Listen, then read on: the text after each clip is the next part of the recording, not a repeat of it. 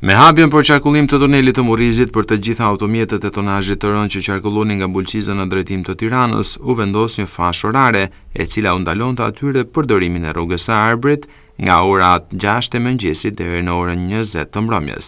Për disa muaj me radhë automjetet e tonazhit të rënd u ndaluan të qarkullojnë nga rrethrotullimi në fshatin Fshat drejt Tiranës, kjo për shkak se bëheshin pengese kufizimit maksimal të shpejtësisë për automjetet e tjera. Policia rrugore e qarkut Dibrë zhvilloi për ditë me radhë kontrolle e ndaloi shoferët e mjeteve të tonazhit të rënd të futeshin në rrugën e Arbrit, pasi ulin shpejtësinë e lëvizjes së automjeteve të tjera në segmentin e Xibrit dhe krijohej trafik. Por prej pak ditësh qarkullimi i mjeteve të tonazhit të rënd është rikthyer në normalitet në rrugën e Arbrit. Të gjitha automjetet që transportojnë mineral kromi përdorin pikërisht këtë rrugë në çdo orë të ditës.